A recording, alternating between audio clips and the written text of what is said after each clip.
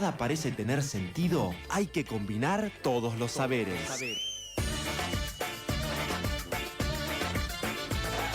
Una vez por semana, un grupo de brujos y científicos se reúne para mezclar información, opinión, música y un poco de catarsis. En el aire de la azotea, hacemos la segunda temporada de Brujos y Científicos, con la conducción de Valentín Belza y Samuel Zamorano. En la producción, Julita González, Agustín Vangelista, Aníbal Alexandrescu y Martín Morales. Vení que arranca Brujos y Científicos, segunda temporada. Un programa que no se conforma y sigue arrojando botellas al mar con mensajes de naufragio.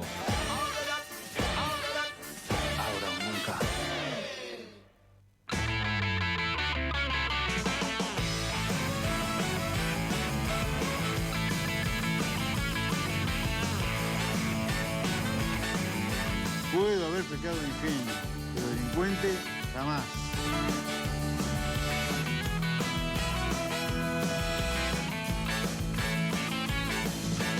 Sí, soy mujer independiente, laburadora y frontal. Pone nervioso el presidente que es el títere de turno.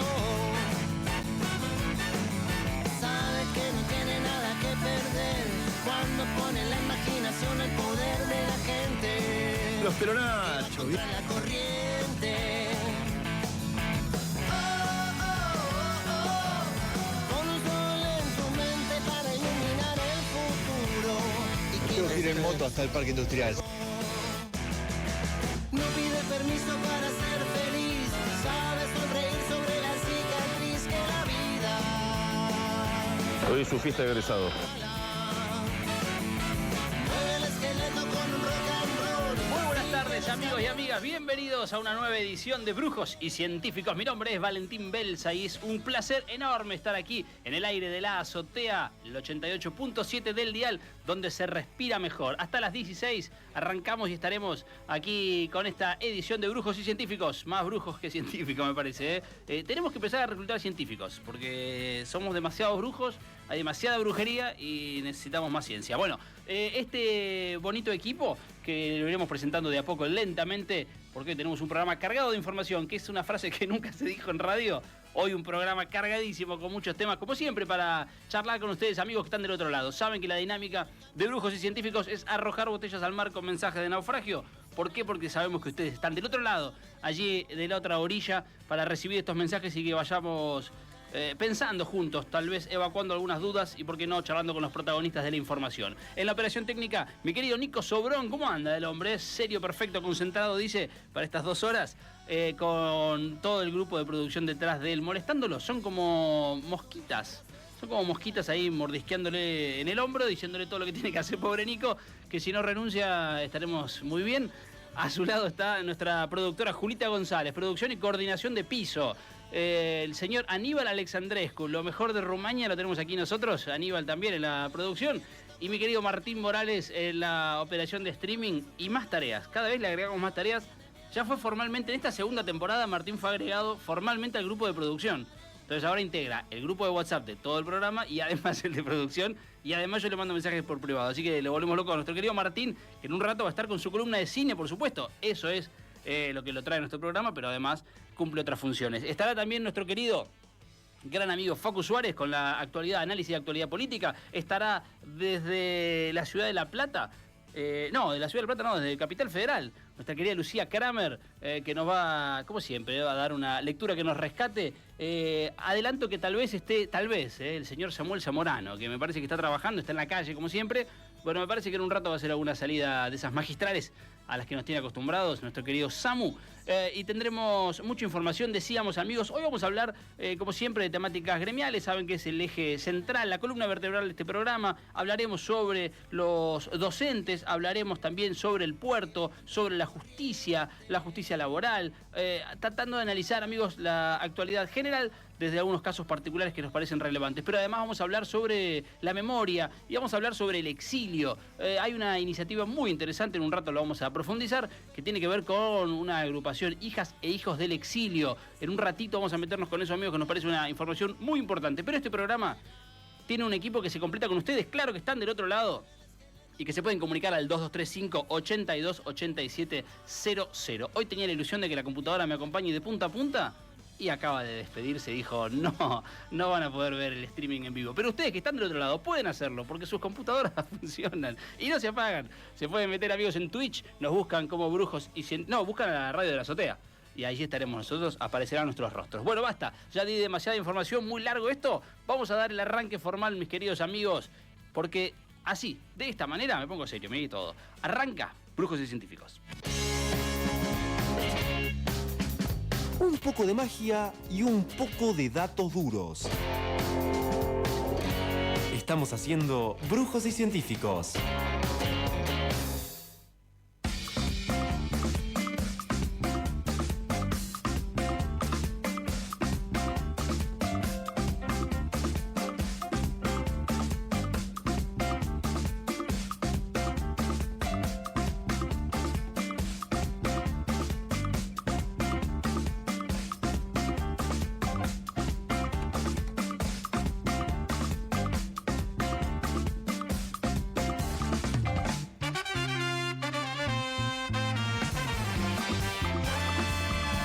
En Brujos y Científicos vamos a meternos con el primer tema de nuestra agenda que tiene que ver con esta agrupación, recién les adelantábamos, solo a modo de título, esto que se llama Hijas e Hijos del Exilio, es una agrupación, nació en 2006 y que retoma el trabajo, decíamos, hablamos de la memoria, pero hablamos de un segmento, esto corre por cuenta mía, poco trabajado, o de los menos trabajados en lo que tiene que ver con la memoria. Esto es una crítica o autocrítica, según quien lo diga.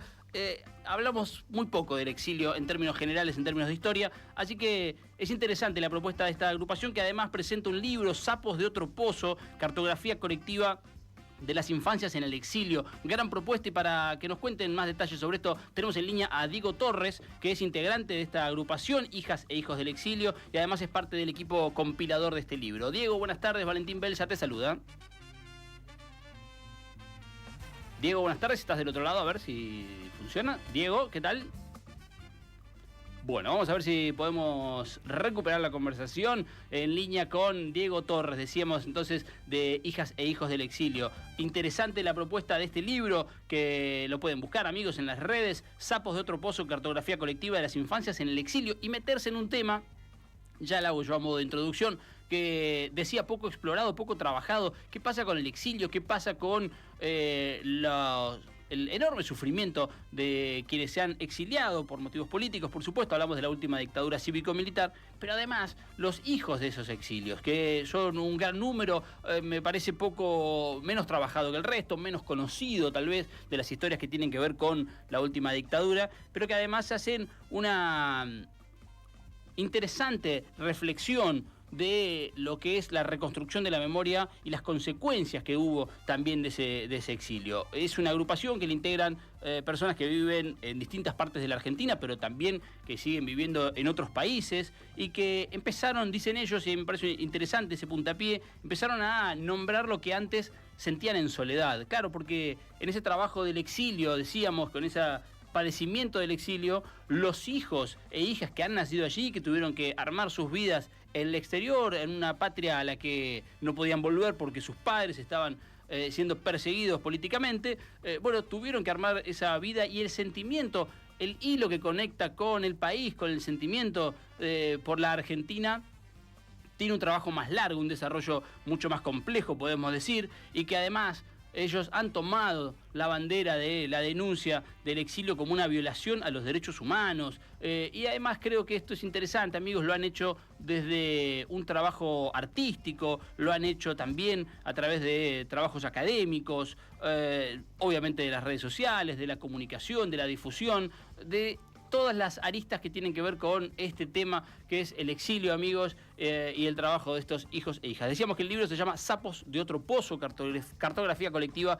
de las infancias en el exilio. Lo edita la editorial Filosurfer y es un enorme trabajo, porque además, insisto con esto, que es de lo menos trabajado y que tiene que ver con un trabajo que se hace desde el año 2020. Vamos a ver si tenemos en línea ahora sí a Diego Torres, integrante de Hijas e Hijos del Exilio. Diego, buenas tardes, Valentín Belsa te saluda. Hola, ¿qué tal, Valentín? ¿Cómo estás? Buenas tardes. Un placer saludarte. Bueno, hablábamos de esto, del exilio, decía yo, como una de las partes menos trabajadas por ahí en términos históricos o sociales.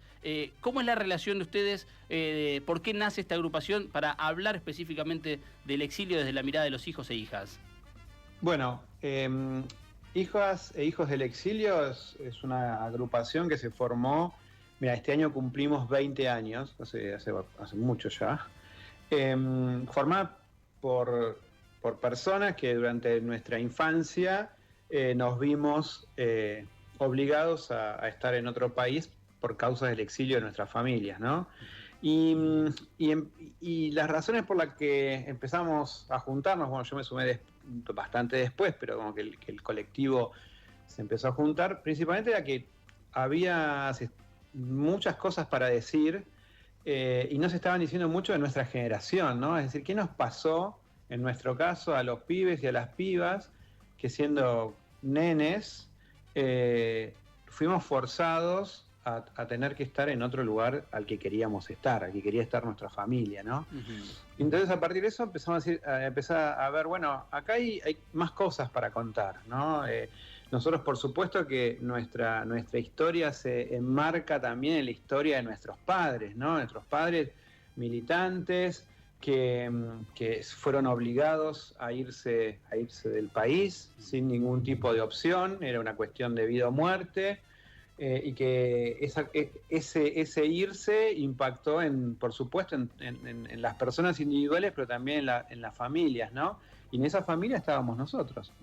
Y eso generó que nuestra crianza fuera en un país que no fue el querido, en muchos casos los países que nos cobijaron, por supuesto que nos ayudaron, pero bueno, generó que tengamos familias desmembradas, que no tengamos a nuestros abuelos, que tengamos que aprender otros idiomas, que no tengamos un lugar de pertenencia, que se generen diferentes dualidades sobre la idea de la patria, ¿no? La patria partida en dos en muchos casos.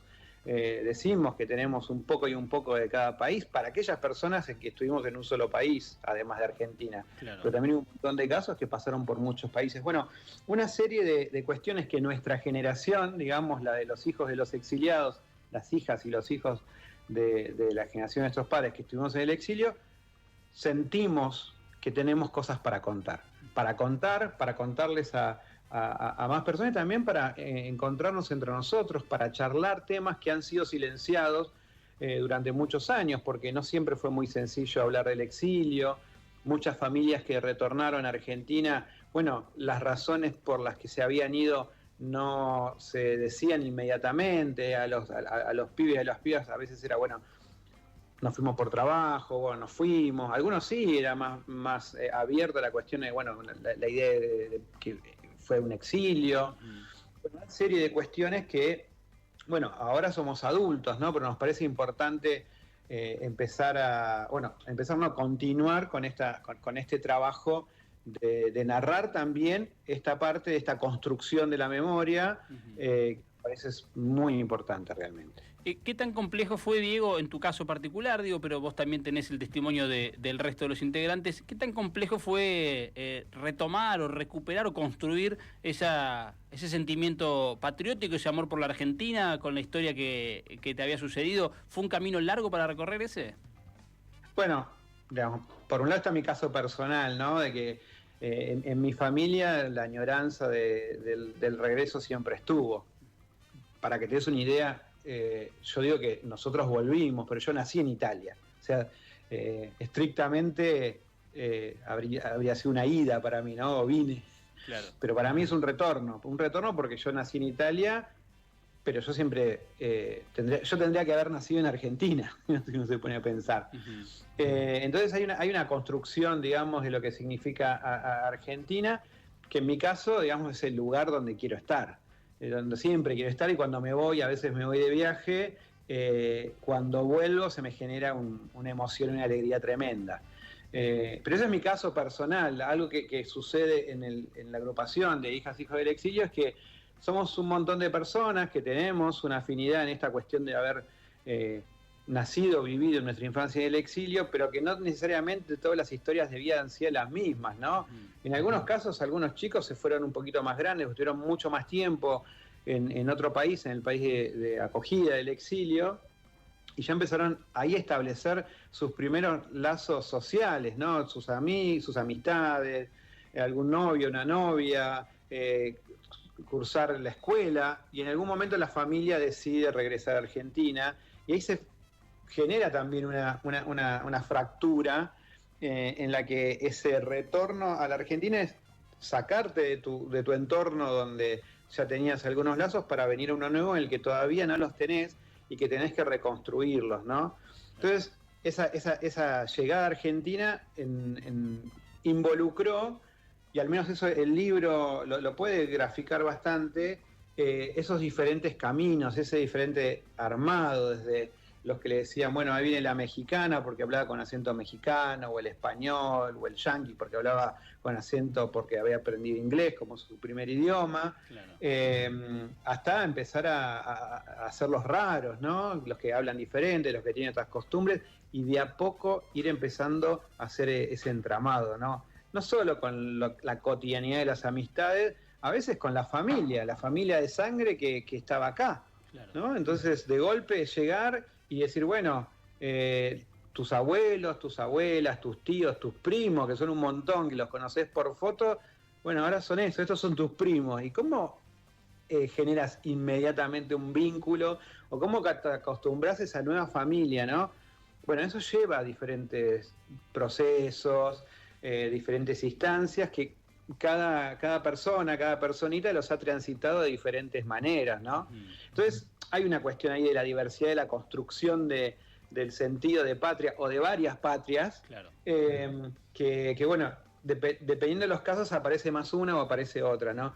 De todas maneras, en todos los casos, a pesar de estas diferencias, algo que nos parece súper importante siempre recalcar es que para nosotros el exilio es una violación a los derechos humanos. Eso es una premisa inclaudicable en nuestro colectivo.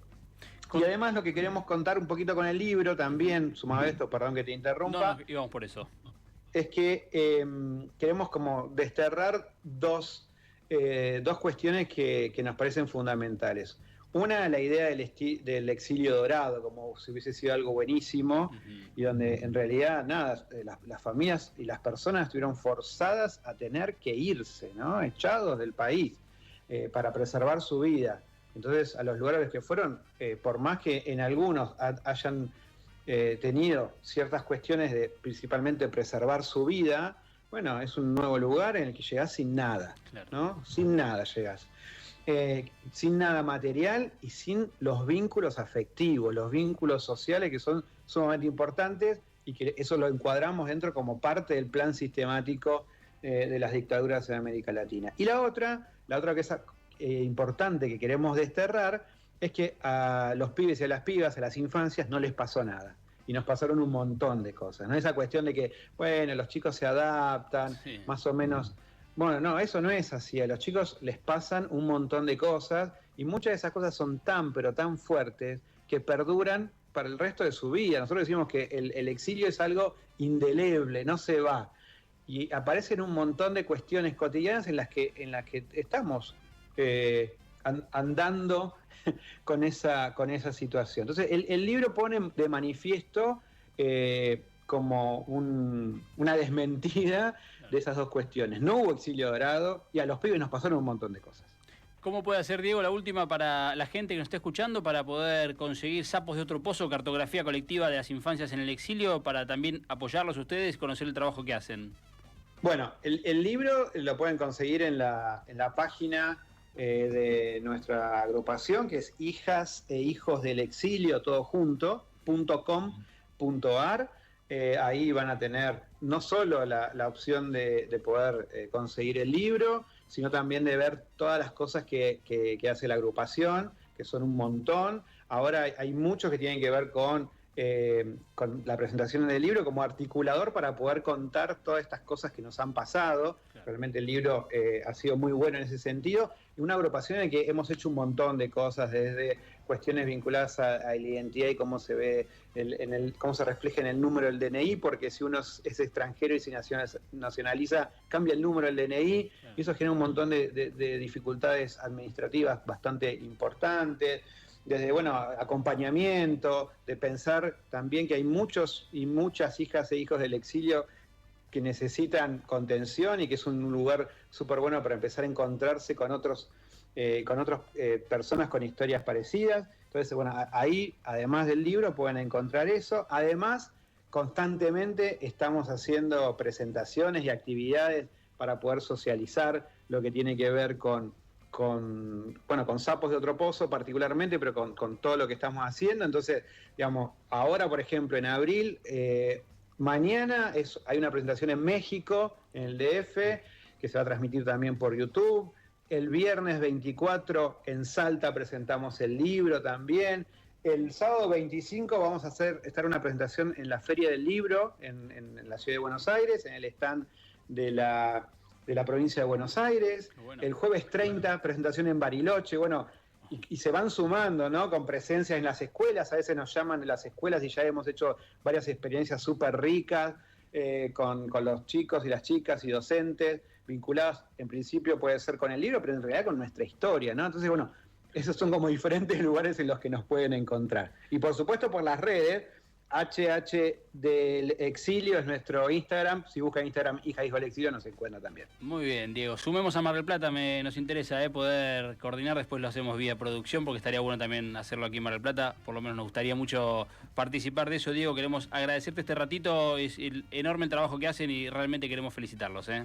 Bueno, muchas gracias y claro que estamos a disposición y con muchas ganas. Me parece muy importante poder llegar a cada rinconcito del país en donde sabemos que hay hijas e hijos del exilio. Así que bueno, estamos en contacto para poder estar allí y 1.000.000 de gracias por el contacto. Un fuerte abrazo.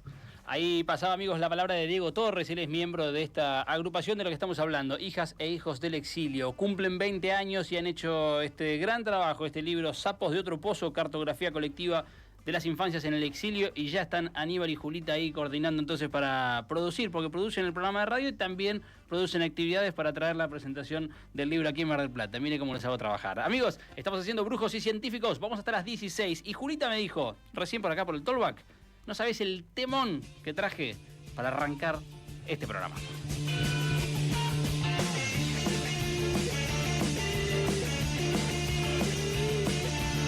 Cuando la suerte que quiere irá fallando y fallando te largue parado.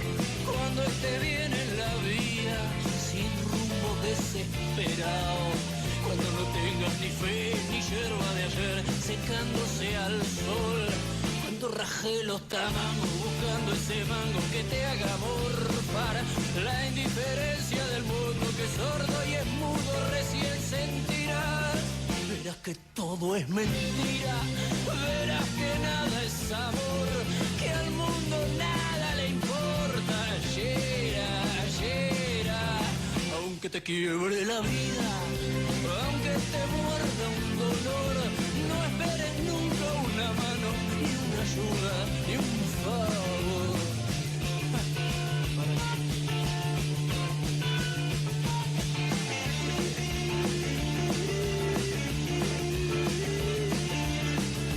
Seca las pilas de todos los timbres que vos apretás, buscando un pecho fraterno para morir abrazado.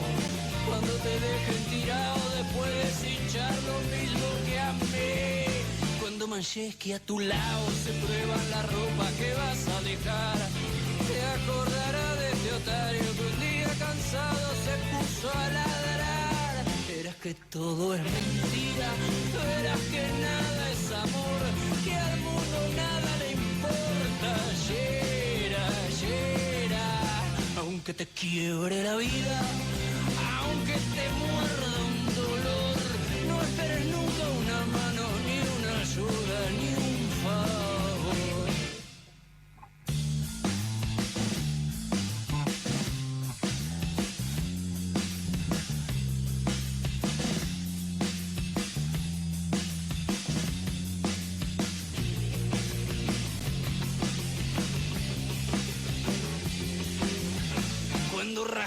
los tamangos buscando ese mango que te haga morfar. La indiferencia del mundo que es sordo y es mudo recién sentirá. Verás que todo es mentira, verás que nada es amor, que al mundo nada le importa. El tango del inolvidable Enrique Santos Discépolo, en la voz de Los Piojos, Gira, gira. No espere nunca una mano, ni una ayuda, ni un favor.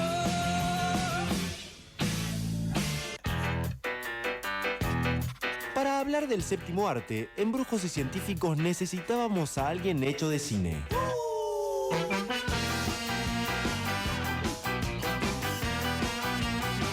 Todas las novedades del cine, series y televisión en la voz de Martín Morales.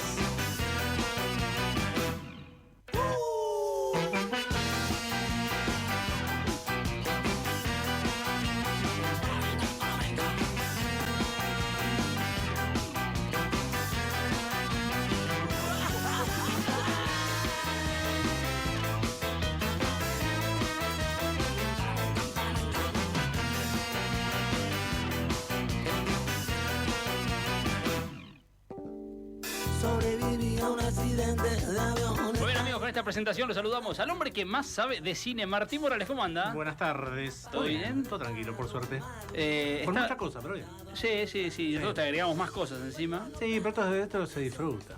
Esto es lindo. ¿Qué pasa con... ¿En qué red está pegando Hecho de Cine? En El otro día TikTok. me apareciste en TikTok.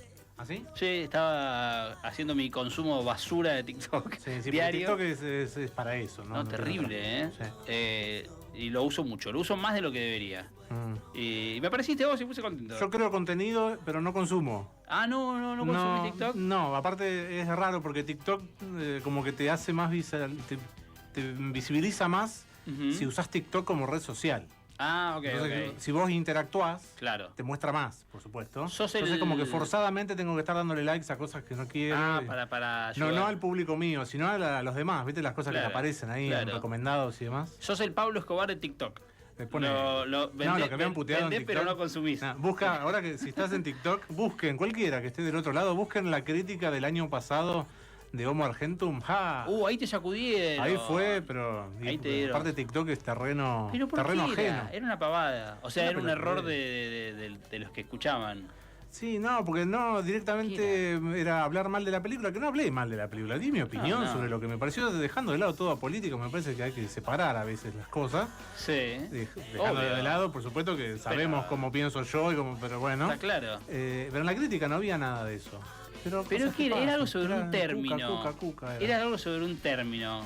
Como si ¿Término? hubieras dicho ópera prima y habían entendido mal. Bueno, después ya me acordaré. No me acuerdo. pero bueno. Sí, cosas... Sí, que territorio. habían entendido que vos habías dicho que era una gran película y no era. Bueno, en fin. Bueno, búsquenlo en TikTok, Hecho de Sí, Cine. Hecho de Cine. Ahí estará la voz de Martín. No, Sí. no pones la cara ahí. No, No, solo la voz. Está no muy la bien. voz en todos lados, la voz solamente. Igual metés una entonación que me gusta. Ahora arranca la columna, aguántame un segundo. Sí, sí. Y Y que bueno, no lo voy a para hacer algo semana. estudié. Me gusta, me gusta. Para algo estudié. Las nuevas, ¿es buena o es mala? A mí me gusta cuando decís. Y tengo los latiguillos de todo de Obvio, siempre, ¿no? obvio. ¿Qué sería de nosotros sin los latiguillos? Y no estaríamos acá. No estaríamos sabríamos funcionar. Estaríamos trabajando en otra cosa. Bueno, pero ¿qué tiene usted para esta columna que nos trae aquí en Brujos Mirá, y Científicos? en este momento se está desarrollando en los Estados Unidos, creo que es Estados Unidos o en Japón, porque ya se me dio Parecido, vuelta todo, por se me dio suerte. vuelta todo, porque hubo una parte en Estados Unidos y la otra, pero bueno, cosas que pasan, se está desarrollando la CinemaCon en este momento, CinemaCon. que es como la convención cinematográfica más importante del año. Pienso en la Comic Con, es lo mismo, Claro, pero, es lo mismo, pero de cine. Ok, pero ok. no hay tanto público. La Comic Con es como más, si vos querés ir, tenés que pagar una entrada que te sale Ah, ¿sí? un fangote. Ah, no es gratarola No, la Comic Con tenés que pagar la entrada, como la de acá, ¿viste? La Comic Con Argentina también tenés que pagar. La de acá es medio. La de acá, bueno, pero tiene su cosa. En Estados Unidos se hace la Comic Con San Diego, que es una locura gigante de una semana. Qué hermoso. Con mucha gente disfrazada y De cosas. verdad, ahí hay cosplay. Sí, ahí hay posta, cosplay importante. En la CinemaCon es como una cosa un poco más interna de las productoras de cine de Hollywood y del mundo, Ok. en la que las productoras presentan su armamento cinematográfico para lo que queda del año y lo que va a suceder el año que viene. Bien. Como que presentan cosas. ¿Van famosos? Van famosos. Por ejemplo, ayer fue la presentación de Warner. Sí. Todo el batallón de cosas que presenta Warner este año y presentaron, por ejemplo, los primeros 7 minutos de la tercera parte de Dune, que estrena ahora en diciembre. 7 minutos de la película, presentaron el comienzo de la peli con parte del elenco y estuvieron ahí. Qué bueno. Hay un montón de cosas que la semana que viene, cuando termine la Comic Con, vamos a hacer el repaso. La CinemaCon. La CinemaCon, perdón, sí. La CinemaCon, la semana que viene vamos a hacer el repaso porque hay muchos anuncios, hay cosas que es todo muy Hollywood, por supuesto. Me gusta. Ahí no hay ningún anuncio medio raro, sino de películas que se han confirmado, cosas que se han cancelado y elencos que también están dando vueltas. Bien. La semana que viene vamos a hacer Debe un estar repaso. Kuchevaski, debe estar todo el plantel. Seguramente, sí, argentino. porque Kuchevaski con su productora ha confirmado cosas también. Él es así que- productor, claro. Él es productor, tiene mucha banca en Estados Unidos y en Hollywood principalmente, así que sí. Pero bueno, hoy no vamos a hablar de la CinemaCon, Bien. sino que traje una historia de esas raras que me gustan compartir a mí. Me encanta. De la historia del cine y de cosas raras que han sucedido. Y les quiero contar esto porque no tiene nada que ver con nada de la actualidad. Bien, es para mejor. sacar un poco el cerebro, poner en remojo, como digo yo, y... Aparte nos gusta esto, historias raras. Cosas raras que han sucedido. Y esta es una cosa muy rara, muy particular, que quizás la conocen, quizás no, quizás se van a enterar ahora. Es una cosa histórica muy loca que ha sucedido y que les quiero contar la historia. Me gusta, me Vamos gusta. por ahí, ¿les parece? Es la historia de Choi Eun. Choi Eun, para que me gusta anotar estos corno es nombres. Choi Choi Eun. Choi Intuyo que es Eun. un nombre y un apellido. Sí, Choi es el nombre, Eun es el apellido. Eun Yun, tiene como un apellido compuesto, pero se la conoce como Choi Eun. A esta actriz, es una mujer, una actriz que ya no forma parte más de este mundo de los vivos. Sí, se fue de gira. Se fue Che, de hay que gira. dejar de decir eso. Es horrible. Basta de decir que la gente se va de gira. No. Se murieron, viejo. Eso, y publicar fotos en Instagram en blanco y negro. Sí. No, basta. No, basta. Basta, Ponela color, aparte. Sí, pero en blanco y negro de gente random. Porque el otro día, por ejemplo, estaba viendo una foto, estaba viendo no sé qué noticia era, la foto en blanco y negro. Digo, ¿se murió? ¿Se murió? Y no, era porque había una foto en blanco y negro de él. No, y todos los comentarios eran el susto que me pegué, qué claro. susto, por qué publican así y demás. Pero bueno, no. Blanco y negro. Abandónenlo, basta. Y lo de decir Abandónenlo. que se fueron de gira, no También. se van de gira. No se van de gira, se fueron, se murieron. Se murieron, viejo, pero ¿qué tanto? Choi Eun, Se murieron. que en paz descanse, Choi pero Eun se murió. no se fue a filmar otra cosa. No.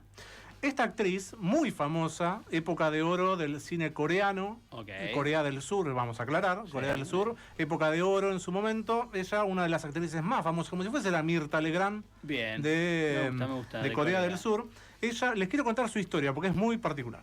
1926 ella nació, 1926. Vamos a hacer un paralelismo con Mirta Legrand, porque es más o menos la misma, no la misma edad, pero sí la misma carrera cinematográfica. 1947 fue su debut en cine, tenía 21 años. Bien. No voy a nombrar las películas que hizo porque no las van a ver y entonces me pesa medio el cuento. Algo bueno, Son datos que no valen la pena. 1960, o sea, mucho tiempo después, se transformó ya, estaba consolidada como una de las actrices, de las mejores actrices, no sé si mejores en calidad, sino como más reconocidas. Como Mirta. Del cine coreano, exactamente. Mirta muy reconocida, no sé si era la mejor, pero mucha fama, muchas películas, todos los hombres estaban atrás de él, como que de ella, como esa cosa de la actriz más buscada, la cara bonita. Era como la actriz del momento de una generación. Vos decías Choi Eun y ya la gente. Y era Corea del Sur representada en esa mujer. Se vestían lindos y decías, ¿qué te haces? La Choi Eun. 1978, con todo ese esplendor, sucedió la decadencia absoluta de su carrera. Se divorció. Ella estaba casada con un actor muy famoso de allá, era todo muy a lo Mirta Legrand también. Se divorció, tuvo varios problemas allí con su pareja, Jin, se llamaba no como la bebida, sino SH, y tampoco como los pantalones. Carajo mierda dijo carajo mierda en coreano, dijo chau Jin, se fue, se separaron. Y la economía de su vida fue un desastre absoluto, principalmente porque la dictadura de Corea del Sur en ese momento le cerró su productora. Ella tenía una productora con la que producía gran parte de su cine y parte del cine de Corea del Sur.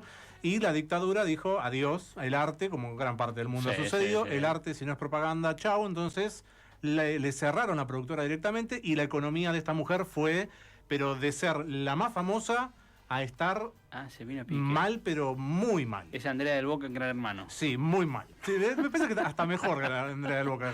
Acá fue como demasiado mal todo. Al año siguiente, estamos en 1978. Sí. O sea, en 1979 aparece un hombre llamado Wang Dong II. Oh, ese me va a aventar. Wang Dong. Este sospecho, yo la conozco, Martín, cuando aparece un personaje. Wang Dong II. Wang Dong II, un productor de cine de Hong Kong. Ok. Hong Kong, que en aquellos años era todavía colonia británica. Correcto. Hong Kong, un productor, le dice, venite a Hong Kong, te pagamos todo, queremos que protagonices una película aquí en Bien, Hong Kong. recuperó la Claro, estrella. y que relances tu carrera. Pero en Hong Kong, no en Corea del Sur, porque Bien. en Corea del Sur están pasando muchas cosas políticas, Claro. acá hay como un poco más de La tranquilidad. rescató. Claro, vamos a relanzar tu carrera cinematográfica en Hong Kong. Ella dijo, analizó todo, en Corea estaba totalmente cancelada, Claro. entonces dijo, me voy a Hong Kong. Abrió la heladera, había medio sushi, un limón Claro, y y dijo, deudas. me voy con Guangdong ya. Y deudas. Y se fue a Hong Kong. Wang Dong II en realidad no era la persona que ella le habían dicho que era, o la persona que decía que era, Sí, sí. sino que era, ¿saben quién era? Wang Dong II era un agente de los servicios de No. Corea del Norte. ¡No! Era un agente de los servicios de Corea del Norte, Es este buenísima. Wang Dong II. Y cuando fue a Hong Kong, ella no sabía nada, por No, supuesto. obvio. Cuando fue a Hong Kong esta mujer, Choi, esta actriz, Choi Eun. fue secuestrada. No. Fue secuestrada por agentes de los servicios de Corea del Norte. Despertó. Por supuesto, la secuestraron, la sedaron, ella no Sí. se enteró de absolutamente nada. Y cuando despertó arriba de un barco. Arriba de un barco, ella en una entrevista que dio posterior a todo, dice que era un barco de lujo, pero era el Titanic. Ah, mira. Era una cosa demasiado lujosa y ella no entendía nada, diciendo, ¿qué estoy haciendo acá? ¿Dónde ¿Y estoy? por qué? ¿Qué está sucediendo? Hasta que se dio cuenta que cuando se despierta, mira para arriba, en la habitación donde estaba, en el camarote donde estaba, que había cuadros. Y había muchos cuadros con la cara de Kim Il-sung, que era el líder supremo de Corea del Norte. Claro, padre de Kim Jong-un. Exacto, entonces dice, acá está pasando algo. Claro. El No barco, estoy en Hong Kong no en estoy principio, Hong Kong. dijo. No estoy en Hong Kong y hay muchas caras de una persona que me mira. Entonces dice, ¿qué está pasando acá? Y se la llevan a Corea del Norte. Ok. En Corea del Norte la llevan a un hotel que es el hotel de lujo más importante de Corea del Norte, una locura. Ok. Y ella era como una reina, estaba tratada como una reina. Ah, esta actriz. estaba secuestrada, Pero bien, pero tratada como... no existe secuestrada, pero bien. Pero bueno. tratada como si fuese la esposa del líder supremo de Corea del Bien. Norte. La llevaron a un hotel de lujo en Pyongyang, Correcto. allí en Corea del Norte. Mientras todo esto sucedía, imagínense, la actriz se iba a Hong Kong, la secuestran, todo esto que nadie se enteró, por supuesto. Claro. En Corea del Sur, diciendo, falta la actriz de la historia de Corea, ¿dónde está? Claro. Está desaparecida la actriz. Entonces, ¿qué pasó en Corea del Sur? El principal sospechoso de la desaparición de esta mujer fue su ex esposo, que era el con quien se había separado unos días antes, además no era que fue mucho tiempo, hace mucho. Él había armado ya una nueva pareja, una nueva familia, estaba armando. rápido el amigo. Entonces, los medios de comunicación dijeron, el sospechoso de haberla hecho algo, Desapareció, desaparecida, fue el ex esposo de esta actriz. Ok. Imagínense con una super estrella de Corea del Sur. claro. El Rodrigo Lucich de Corea estaba pleno. Los medios estaban en esa, pero el gobierno como que medio le chupaba, entonces Sí. era como que no le importaba. Ya no la Al querían, gobierno- ya no la querían a ella de antes No. tampoco. Entonces, Al gobierno no le quedarse importaba. Entonces, como se dio cuenta que no había mucha investigación por parte del gobierno y el principal sospechoso era él, dijo, voy a investigar por mi cuenta, a ver qué pasó con mi ex esposa, Bien. dice este coreano. Entonces empieza a seguirle el rastro a qué fue lo que hizo su ex esposa y llega a Hong Kong. Encontró a Wang Dong II, que no era Wang Dong II. En Hong Kong, él llega a Hong Kong diciendo, bueno, mi esposa, Vino por acá. lo que me dijeron algunos testigos, llegó a Hong Kong. ¿Qué está haciendo en Hong Kong? No sabemos. Cuando llega a Hong Kong, por supuesto los servicios de Corea del Norte lo tenían súper controlado. Llega a Hong Kong y ¿qué pasa? Lo secuestran a este hombre. Va a estar yendo todos a Corea del Norte, chicos. Lo secuestran a este hombre y se lo llevan a Corea del Norte. Otro más, en este caso, se lo llevan. Y en Corea del Norte... Se estaban armando los Oscars de Corea del Estaban Norte. armando los Oscars de Corea del Norte. Aparte actor el tipo este. Se lo llevan a Hong Kong, a Corea del Norte, secuestrado, al mismo hotel donde estaba su ex esposa. Reencuentro. En Corea del Norte vivieron juntos por mucho tiempo. estas dos personas secuestrados en un hotel de lujo. Buenísimo, buenísimo, gran historia. El líder, dice el líder supremo de Corea del Norte, les mostró, dice, una noche, dice, cuando estaban los dos ahí, que no entendían qué era lo que estaban haciendo, les mostró su colección de 15.000 películas en rollos. No. Y dice que por obligación ellos tenían que mirar 4 películas por día y comentárselas al líder supremo. Mirá. Esa era como la principal misión del secuestro. Mirar películas y comentárselas. Ellos, ok. Sí, y comentárselas a este líder, ¿no? O sea, el tipo tenía a Choi Eun, que era la Mirta Legrand de Corea del Sur, sentada ahí diciéndole, mirá, salió una película nueva. Sí, salió esta película, ahí salió sucede esto. Y salió Rápido y Furioso 11. Ellos no entendían un corno que era lo que estaba sucediendo. Vivían como reyes, además, porque tenían todas las cosas. No eran libres, o sea, estaban secuestrados, no tenían libertad. Pequeño detalle. Pero vivían muy bien. Eran como que era un confrontamiento muy raro en lo que ellos pensaban y la libertad. Intentaron escapar varias veces, por supuesto no pudieron hacerlo, hasta que decidieron aceptar el destino. Bueno, estamos secuestrados, el líder de Corea del Norte nos pide hacer esto, tenemos que hacerlo.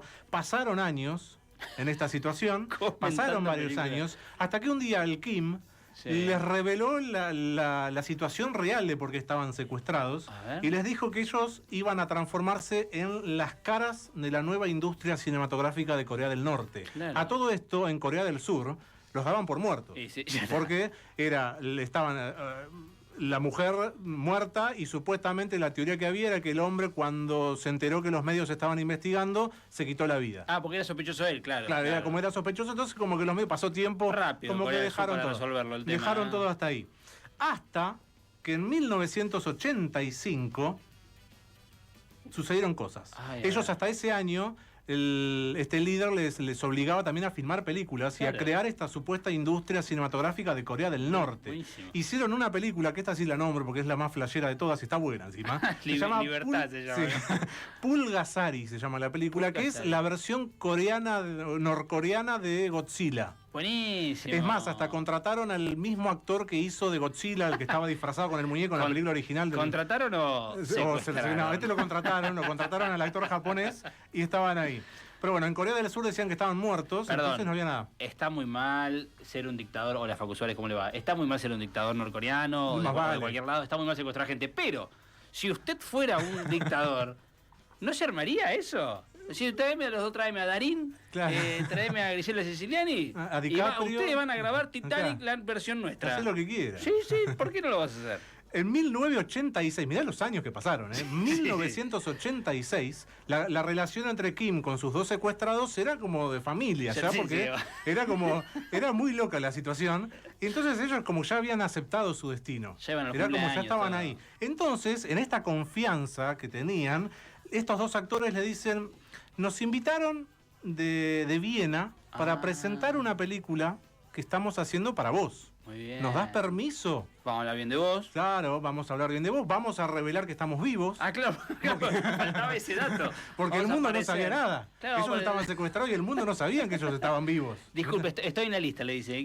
¿Quién es usted? Choi Eun. Pero usted se murió hace 20 años. Claro. No, acá estoy. Vamos a ir a Viena, al Festival de Cine, a presentar una película y de paso revelamos que estamos vivos. Bien. Y Kim dice que lo pensó y dijo, acepto. Compró. Vayan y promocionen la industria del cine de Corea del Norte, que es una industria extremadamente cerrada. Sí.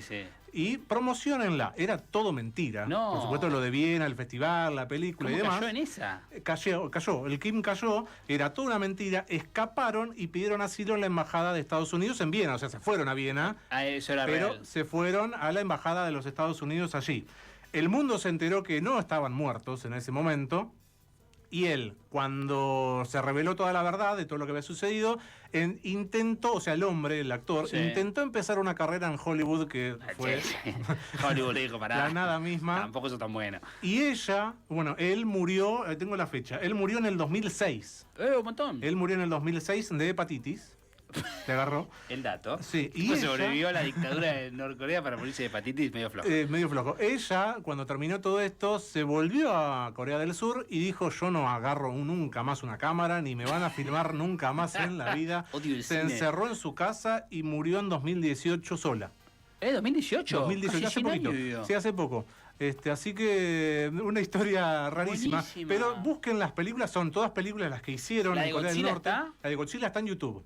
Buenísimo. Les repito, se llama Pulgasari la película. Pulgasari. Todas las demás, que son un montón de películas, si hoy las ven, Sí, no tienen otra cosa que hacer. si hoy las ven, son todas películas propagandísticas. Claro. Son propaganda de la maravilla de Corea del Norte y Buenísimo. protagonizada por estas dos personas. Pero si les interesa, se han hecho documentales. Hay una enorme cantidad de libros sobre esto con diálogos, historias, esta mujer contando, porque no quiso que la filmen más, pero ha hecho muchas entrevistas contando su historia y diálogos que ha tenido con este Kim y demás, revelando intimidades. Qué bueno. Es muy interesante, muy loca la historia. Salieron vivos los dos. Eso es lo importante. Terminaron su vida de grandes, o sea, murieron de viejitos y enfermos, pero bueno, pero vivieron. Claro. Por suerte no les pasó nada en Corea del Norte en ese sentido. Acá me dicen que lo que hizo el dictador en Corea del Norte es lo mismo que yo hago con usted. Lo hago venir una vez por semana a hablarme de cine y después vuelve a estar encerrado. En realidad Martín está secuestrado. Sí, y aparte después estas historias las cuentan donde quieran, ¿no? Me gustó la historia de Choi Eun, mi querido Martín Morales. Gracias por traer estas historias. Me divertí, no la conocía. Y como estas hay un montón. Hay Las cosas que suceden no sé si en la como industria esta del cine. particularmente. No, sí, hay Esta un es muy montón. rara, ¿eh? Hay cosas muy raras en la industria. Ustedes, amigos, nos cuentan al 2235-828700 ¿a qué actor secuestraría? La consigna del día. Si fueses dictador de Corea del Norte, ¿Usted a qué actor se trae? Tiene que armar una película sin importar, sin presupuesto. Y yo voy a lo grande, me parece un De Niro. Y pues ese vamos a alertar, tenemos que Y secuestrar a bueno, alguno más. ¿Qué sé yo? Te secuestro a De Niro, a Paul McCartney. Ah, bien. Y te hago y a Meryl Streep. Oh, Sí. buena, ¿eh? Te hago el diablo, el dictador viste la moda. Te hago. Me encantó. Amigos, estamos siendo brujos y científicos y seguimos de esta manera. Dale. No se puede estar realmente informado sin saber lo que pasa en nuestra ciudad. En Brujos y Científicos compartimos el análisis y la información política de actualidad con Facundo Suárez.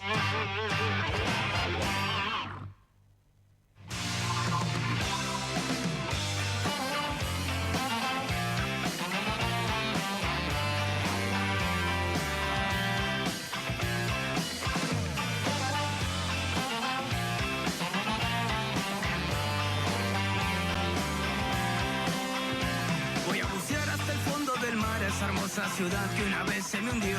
Quiero cruzar esta cruel realidad, quiero cruzar de la mano con vos, quiero zafar del estado del consumo. Bueno, amigos, con esta presentación los saludamos a nuestro querido Facu Suárez. ¿Cómo anda? ¿Cómo va, Valen? ¿Todo ¿Qué bien? decís? Contento, ganó Boca. No, Boca. Hoy pensaba, ¿qué haría si fuera dictador? Yo me armo un equipo de Boca con superestrella. Olvidate. El problema cuando tenés a jugar Libertadores afuera del país, no vuelve Claro, ninguno. claro, tenía que ser un torneo Claro, para el torneo local es mucho. cerrado. Pero no importa, lo pones. Por ejemplo, yo a Neymar lo traigo, para un poquito de show. A Ronaldinho, como está, lo traigo. Un muso me traería yo y después que el arquero de Boca se rompió todo. Sí, que. No, igual está muy bien Bray, ¿eh? Estamos bien, estamos sobrados. Hemos venido los dos de rojo, estamos muy bien para los amigos que están siguiendo en Twitch. Pero Facu no vino a hablar de fútbol, aunque bien podría hacerlo. Ha venido a hablar de política local. Sí, pero vinculado con el deporte. Apa, Sí, a ver. tema Estadio José María Minela. Estadio concesionado. Estadio concesionado por 30 años, Ya, de mínima. ya a esta altura tiene que tener 2 pisos, tiene que estar construidos y dijeron que venían por todo a hacer un superestadio, ¿o no? Mira, es una concesión que no camina si uno es liviano, si Ok. se quiere decir. Ya en 2 semanas se cumple medio año de la concesión desde el momento en cual se pasaron a hacer cargo del acta Oficialmente, que se firma. digamos. Y es una concesión por 30 años que puede extenderse por 10 más, o sea, por 40. Podemos estar llegando a hablar la mitad de la vida promedio en Argentina, más Claro, o menos, claro. de la expectativa de la esperanza de vida. Una situación que tiene muchísimos conflictos, mucha crítica de la oposición en las últimas semanas, pidiendo mucha data que no se conoce respecto a cómo va a avanzar el plan de obras. Correcto. ¿Qué dice el contrato? Porque se firma un contrato que post licitación, que tiene que estar atado a lo que dice el pliego de base y condiciones, pero que puede tener algunas cosillas que a veces se corren un poquito, y sobre todo por la falta de novedades respecto a el avance de la gestión, porque Claro. uno desde su lugar, desde el periodismo, nosotros, decía, lástima no está Samu, porque Samu, que cubre, por ejemplo, los Sí. partidos para ESPN de Aldo Civi de Claro. local, conoce muchísimo el Minela, y todo el mundo que va al Minela te dice, che, no es que está igual que antes de la concesión, está peor todavía. Ah, peor todavía. Está peor. Lo único que se hizo hasta el momento fue levantar algunas de las butacas de la platea cubierta, Claro. esa famosa que está ya se clausura hace como 4 o 5 años, ya no recuerdo cuánto Sí. tiempo. Y no hay un avance, o por lo menos uno en la cuestión de lo que ve, de lo que se puede ver a simple vista, más allá de ese enrejado perimetral que se empezó a hacer, que Sí. solamente abarca un sector de Juan B. Justo, que tiene una funcionalidad más vinculada a las actividades del polideportivo Claro. que otra cosa, porque iba a ser un cercado perimetral de todo el perímetro, lo cual ya era polémico, ¿no? Sí, Cercar sí. un espacio público como esos. Arrancar por eso, aparte. Sí, Sí, empezar sí, por eso, sí, pero sí. bueno, pongámosle que saltimos, ¿no?, la polémica. Dijiste que lo ibas a acercar, hiciste una partecita nada más. Claro. Es lo único que hoy hay. A partir de las críticas, recogió el guante Minela Stadium Sociedad Anónima, que es el nombre de la empresa que tiene la concesión. Sacó un comunicado el mes pasado diciendo: estamos avanzando, ya gastamos $3 millones. Ellos dicen que hay muchas cuestiones que no se ven, pero que ellos tienen que estar emparchando porque hay cuestiones estructurales de mucho déficit dentro de la infraestructura, que cuando hablas con gente del EMDAR te dice: sí, es así. Ok. Me han comentado, hay gente que ha abierto de la concesión puertas misteriosas No. y atrás hay hasta, no sé, butacas de la época del 78. No. Cosas así, Que digamos. estaban ahí. Mucho mobiliario que quedó inutilizado por la inundación esa famosa hace Sí. ya hace, ¿cuánto? 20 años más Sí. o menos. También, por ejemplo, Listo. cuestiones así que se encontraron con un panorama que no se esperaban, pero que no termina de justificar por qué está pasando esto. Claro. Vos tenés, cuando se presenta en licitación, ellos vienen con un plan de obra donde dicen: bueno, yo voy a hacer esto y demás. Ese plan de obra ya tendría que haber empezado a avanzar porque tenía un cronograma. Lo que tiene que vos después, cuando efectivamente asumís la concesión, presentás lo que se llama plan ejecutivo de ese Exacto. plan de obras. Exacto. Donde está todo el detalle más finito de lo que haces cuando una vez ya tomaste posición en el lugar, decís: bueno, voy a encarar por acá, por allá. Los plazos de cada cosa. Sí, ese plan ejecutivo ya tendría que haberse presentado hace tiempo, tendría que haber sido aprobado hace tiempo por la municipalidad. Y en enero, la última novedad que hay es de enero, que hay una resolución del EMDER, el ente de deportes Sí. de la municipalidad, que lo que le da es un plazo de 30 días para que presente ese plan ejecutivo. En enero. En enero le dan un plazo extra de 30 días. Claro. Ese plazo ya venció a fines de febrero y no hay novedades de ese momento hasta ahora. Sin ese plan ejecutivo no hay obra que avance ni en el Minela, ni en el polideportivo, porque es todo ni en el junto. resto, porque además hay otras obras que también tienen su propia polémica, Claro. espacios que se van a montar en el resto del predio, que van a limitar bastante la circulación, otros emprendimientos comerciales, Sí, digamos, que exacto. ver en el sector, van a talar árboles, bueno, y demás.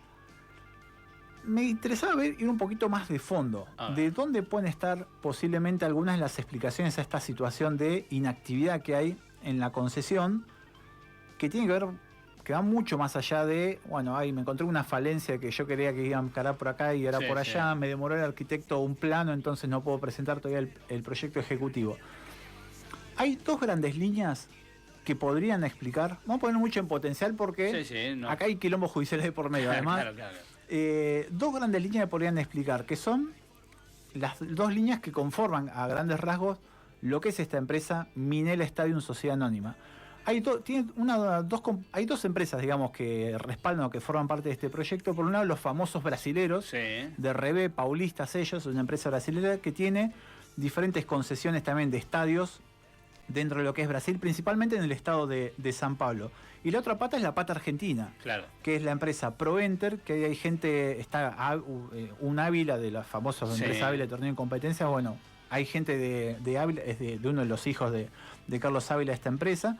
Y después hay un tercer protagonista, que es un estudio de abogados que se llama Claria y Trevisan, que es la vinculación con los brasileros. Ok.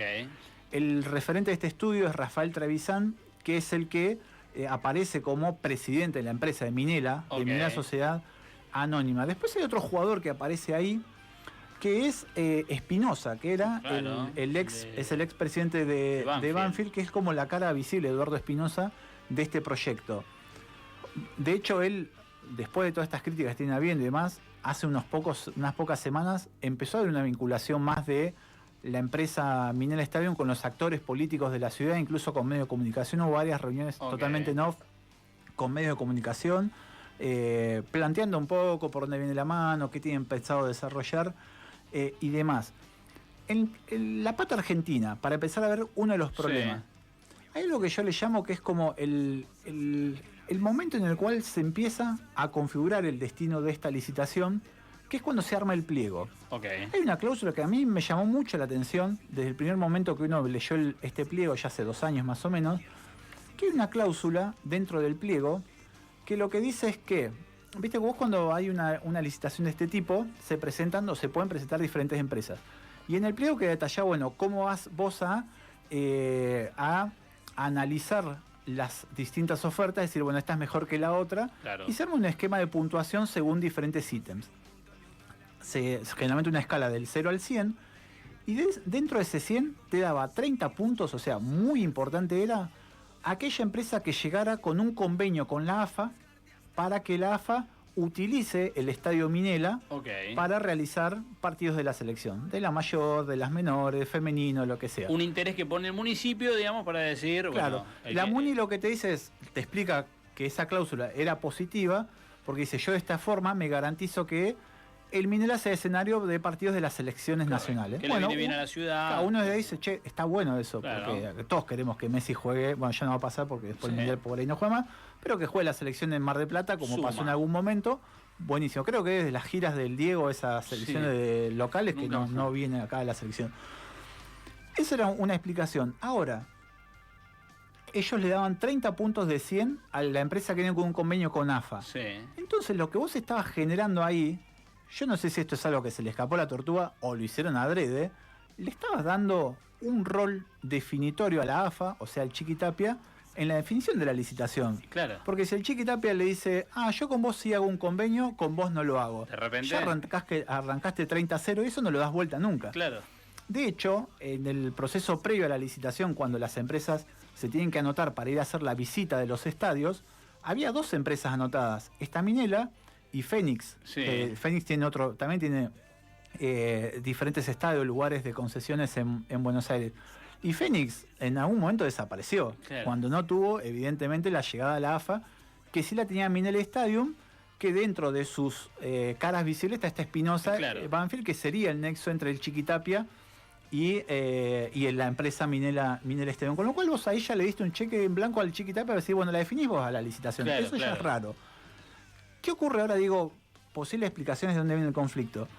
Minela Stadium aparece ahora vinculada a toda esta causa de Surfinanzas, de Ariel Sí. Vallejos, de una financiera que eventualmente, según lo investiga la Justicia Federal de San Martín, por estar implicado en lavado de dinero, con montos muy grandes, con una vinculación con AFA. Correcto. Tapia, Tubillín es un tema que más o menos se conoce, con lo cual no voy a profundizar en eso, pero aparece Minela Stadium investigada, o por lo menos analizada por el juez Armela en esta causa, diciendo, che, Minela formaba o había una intención de que Minela forme parte de ese entramado de fraude Claro. o de corrupción que yo estoy investigando a través de, ya sea línea de financiamiento de Surfinanza, de todo este entramado porque Espinosa además, hay dentro de la investigación aparece Banfield, los contratos de Banfield con Surfinanza durante la gestión Exacto. presidencial de Espinosa en Banfield. La justicia dice, Minela formaba parte de todo este entramado, ya sea porque parte de la guita que se lavaba en Surfinanzas terminaba financiando, fondeando la inversión de Minela, o en el peor de los casos, Minela, ¿estaba la pretensión de Minela de hacer una tapadera para lavar guita? Claro. Bueno, preguntas que están haciéndose la justicia federal y que tuvo 2 episodios muy importantes. Uno, un allanamiento que se hizo en diciembre en la Municipalidad de General Cierto. Porredón. Lo comentamos en su momento. Sí. Otro, que el gobierno trató de disimularlo lo máximo que pudo. En febrero fueron citados a declarar como testigos, Sí, sí. ninguna investigación sobre ellos, como testigos, el secretario de Hacienda del municipio, Mauro Martinelli, y el presidente del EMDER, Sebastián de Andrea. No se supo nada que pasó Nada, con esa nada. declaración. Ni el juzgado dio información, mucho menos los declarantes, los testigos, menos todavía el gobierno municipal. Pero hay una investigación en curso, con lo cual vos ahí tuviste bloqueada, se cree, una de las líneas de financiamiento del proyecto de Minela, que es la ok. pata argentina. ¿Qué Ok. pasa con la pata brasilera? También está en problemas. Y con una causa de corrupción también. Ah, sí. De esto no se dice nada, o por lo menos no se sabe mucho, pero es fácil conocer dentro de todo, porque la empresa Rebe, esta brasilera, Sí. por una vez es una empresa que el año pasado es nuevita, se formó en 2023. Con un financiamiento de fondos de inversión brasileros, bueno, una empresa REAC que aparece ahí. Es un nombre de REAC que ahora lo voy a retomar. Rebe el año pasado empieza a cotizar en la Bolsa de San Pablo. Ok. Con lo cual, cuando una empresa cotiza en la Bolsa de San Pablo, sus estados contables son abiertos, son públicos, es muy Correcto. fácil acceder. Invito, métanse en la página de Rebe, por ahí medio lío leerla, además tener que hacer la interpretación del Sí. portugués y demás, pero todos sus estados contables están ahí blanqueados y demás. Y uno a partir de ahí puede ver una situación financiera de la empresa brasilera que no es la óptima, la verdad.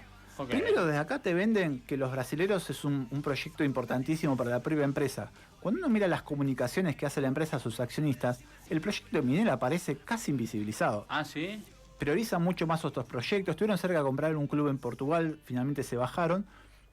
Pero hay un tema muy complejo para la empresa, esta RB, no ella directamente, pero sí a través de este fondo de inversión que la controlaba, REAC, aparece involucrada en una causa de corrupción, de más que nada de lo que tiene que ver de un fraude financiero gigante en torno a un banco en Brasil, el Banco Macro, no quiero decir errarle al nombre porque es para lío, el Banco Master. El Banco Master, que el año pasado fue liquidado por el Banco Central de Brasil a partir de toda esta cuestión, lo que creían es que ellos, a partir de ciertos movimientos ficticios de cuentas, de dinero, engrosaban lo que era el movimiento financiero de dinero del propio banco para hacerlo atraer mucho más clientes y a partir de ahí generar una situación de fraude. Bueno, claro. En esa investigación que terminó con que hay gente investigada y gente en prisión del banco, aparece vinculada esta REAC porque hay actores en común entre el banco y la empresa esta REAC, cuyo presidente, que estoy buscando el nombre nuevamente, el presidente de esta empresa REAC, que es la que controla a los brasileños RB, que a su vez es el presidente, era de RB, es el brasilero Joao Carlos Falvo Mansur. Qué lindo nombre. Llamarte así. Me gusta para una investigación. El tipo al estar involucrado en la causa esta de fraude financiero del Banco Master, terminó renunciando en enero a la empresa RB. Hubo un cambio de directivos muy fuerte de RB. Y este dato muy importante. Dije, es una empresa que cotiza en la Bolsa de San Pablo. Sí. Al haber estado involucrada indirectamente, porque los directivos de RB son los mismos directivos de REAC que están involucrados en la causa de fraude financiero, las acciones de RB cayeron desde que entró a la Bolsa de San Pablo a mediados del año pasado hasta ahora 80%. Entonces tiene una cuestión de crisis económica la propia empresa, que terminó desistiendo de comprar un club en Brasil, en Portugal, que tuvo que vender algunos activos para poder acomodarse económicamente. También tiene un problema el Minel, ahora ya volviendo a Argentina, a Mar del Plata, de la línea de financiamiento del lado de los brasileros. Claro. Con lo cual está complicado el ingreso de guita, porque supuestamente había una inversión muy fuerte de arranque, de unos 15 millones de dólares por lo menos, el total era de 40 millones de dólares, para sostener el proyecto del Minela. Pero esa guita no está apareciendo, y eso explica en gran parte por qué no está habiendo una inversión. Claro. Hay empleados, esto te lo comenta gente que está ahí adentro, hay empleados de la empresa que han cobrado a destiempo, hay algunos contratos o por lo menos acuerdos comerciales que se habían hecho o acuerdos con algunos empleados que no se terminaron cumpliendo, con lo cual hay gente que se terminó yendo ya en el corto plazo de lo que era la parte más de los laburantes vinculados a la explotación del Minela. Con lo cual, una situación de mucho interrogante respecto a cómo va a avanzar este proyecto en los próximos meses, porque supuestamente tenía que haber una inversión grande para poner en condiciones los estadios y toda la infraestructura del campo de deportes afectados a la concesión.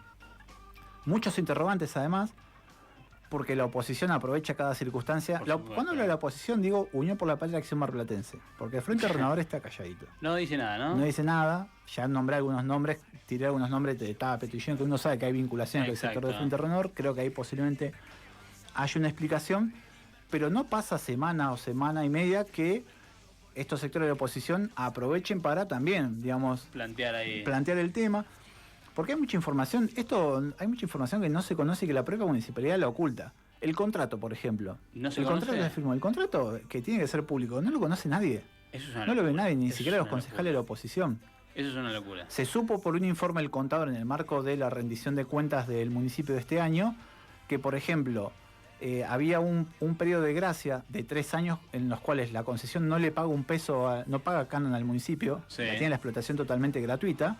Ese plazo de 3 años, aparentemente en el contrato se estira a 4 años y medio, según algo del propio contador municipal. Correcto. Y voy a tirar una que la voy a tirar en potencial, porque me puedo llegar a recontraquemar. Pero yo tengo confirmado por gente que conoce mucho de todo este proceso, que vio el contrato, que hay una cláusula de rescisión en el contrato. ¡Apa! Hay una cláusula de rescisión a los 3 o 4 años. Habría, vamos a decirlo, habría, como nos gusta ser los periodistas. Sí, con eso nos cubrimos. Habría una cláusula de rescisión en el contrato en base a rendimientos económicos. Es decir, si al 3er o 4er año el negocio no está cerrando, pueden irse. Pueden llegar a levantar. tal vez por esto no se conoce el contrato todavía. Claro. Facu Suárez con nosotros, amigos, nos deja siempre con más dudas que certezas, pero bueno, es importante poner el foco ahí de lo que está pasando entonces en el Minela, en todo ese complejo. ¿Cuándo habrá novedades? No sabemos. Sigámoslo de cerca. Facu Suárez con nosotros, gracias amigo, como siempre. Seguimos en Brujos y Científicos, vamos a una tanda, mira la hora, vamos a una tanda y ya volvemos, dale. Tanta brujería y tantas